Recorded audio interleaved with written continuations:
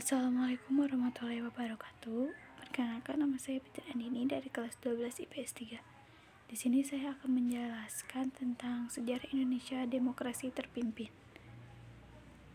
Sejarah Indonesia 1959 sampai 1965, masa peralihan Presiden Soekarno.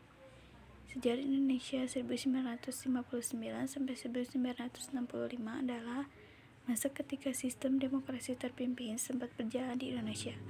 Demokrasi terpimpin adalah sebuah sistem demokrasi yang seluruh keputusan serta pemikiran berpusat pada pemimpin negara, kala itu Presiden Soekarno. Di sini ada bendera negara Indonesia dan lambang burung Garuda negara Indonesia. Di sini juga terdapat peta Republik Indonesia pada tahun 1961. Nama ibu kota Jakarta, bahasa resmi yang digunakan bahasa Indonesia, pemerintahan negara kesatuan bentuk Republik Presidensial, Presiden Ir Soekarno. Didahului oleh sejarah Indonesia 1950 sampai 1959, digantikan oleh masa Orde Baru. Konsep sistem demokrasi terpimpin pertama kali diumumkan oleh Presiden Soekarno dalam pembukaan sidang konstituante pada tanggal 10 November 1956. Demokrasi terpimpin menurut ketetapan MPRS nomor 8 atau MPRS 1965, yakni kerakyatan yang dipimpin oleh hikmah kebijaksanaan dalam permusyawaratan perwakilan yang berintikan musyawarah untuk mufakat secara gotong royong di antara semua kekuatan nasional yang progresif, revolusioner dengan berporoskan pada Naskom. Latar belakang dicetuskannya sistem demokrasi terpimpin oleh Presiden Soekarno. Pertama, dari segi keamanan nasional, banyaknya gerakan separatis pada masa demokrasi liberal menyebabkan ketidakstabilan negara.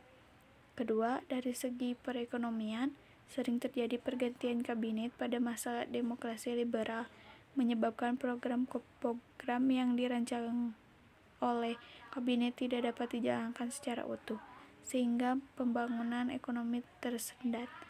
Tiga, dari segi politik, konstituante gagal dalam menyusun UUD baru untuk menggantikan UUDS 1950. Masa demokrasi terpimpin yang dicetuskan oleh Presiden Soekarno diwakili oleh anjuran Soekarno agar undang-undang yang digunakan untuk menggantikan UUDS 1950 adalah UUD 1945. Namun usulan itu menimbulkan pro dan kontra di kalangan anggota konstituenti.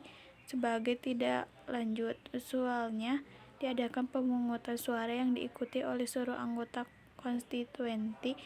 Pemungutan suara ini dilakukan pada 30 Mei, 1 Juni, dan 2 Juni 1959 dalam rangka mengatasi konflik yang timbul dari pro kontra atau usulan Presiden Soekarno tersebut. Hasil pemungutan suara hari pertama menunjukkan bahwa 269 orang setuju untuk kembali ke Undang-Undang Dasar 1945 dan 119 orang menolak untuk kembali ke Undang-Undang Dasar 1945. Meskipun suara terbanyak menyetujui opsi kembali ke Undang-Undang Dasar 1945, suara tersebut belum mencapai 2 atau 3 dari jumlah suara, yaitu 312 suara, sehingga pemungutan suara harus diulangi. Pemilihan hari kedua menunjukkan bahwa 264 setuju dan 204 menolak. Adapun pemilihan hari ketiga menunjukkan bahwa 263 setuju dan 203 menolak.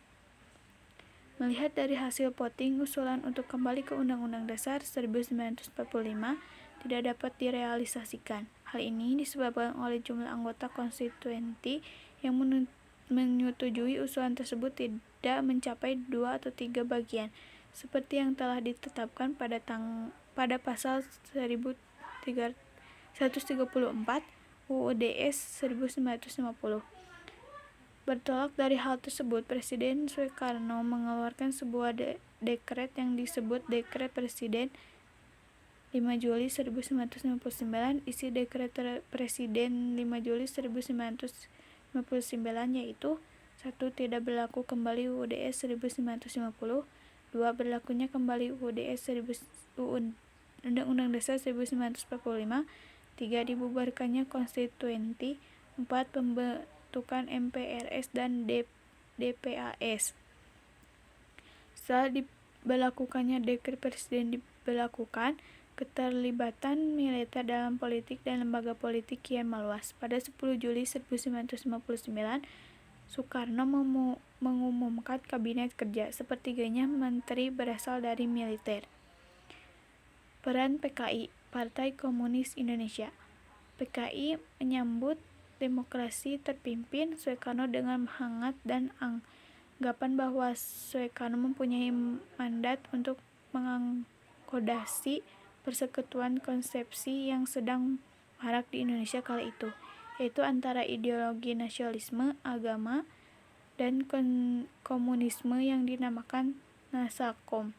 Pada 19 Desember 1961, Soekarno mengumandangkan Trikomando Rakyat. Soekarno kemudian membentuk Komando Mandala Pembebasan Irian Barat yang dipimpin Soeharto. Menurut Aco Manafe, PKI menjadi pendukung utama Trikora untuk meraih simpati Soekarno. PKI juga mendukung penekanan terhadap perlawanan penduduk adat yang tidak menghendaki integrasi dengan Indonesia. Presiden Soekarno kemudian menunjukkan DNID dan nyoto dari PKI sebagai anggota Front Nasional untuk memperjuangkan Irian Barat.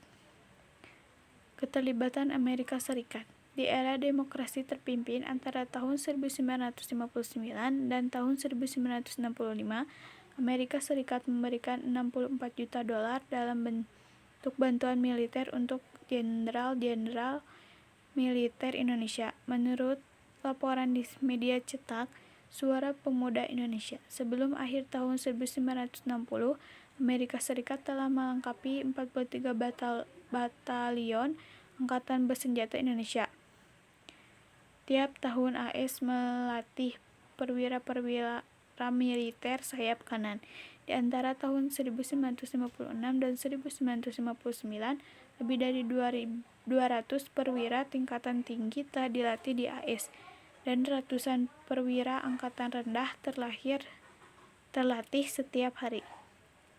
Kepala Badan untuk Pembangunan Internasional di Amerika pernah sekali mengatakan bahwa bantuan AS tentu saja bukan untuk mendukung Soekarno dan bahwa AS telah melatih sejumlah besar perwira-perwira angkatan bersenjata dan orang sipil yang mau membentuk kesatuan militer untuk membuat Indonesia sebuah negara bebas. Dampak ke situasi politik. Era demokrasi terpimpin diwarnai kolaborasi antara kepemimpinan PKI dan kaum borjuis nasional dalam menekankan pergerakan-pergerakan independen kaum buruh dan petani Indonesia.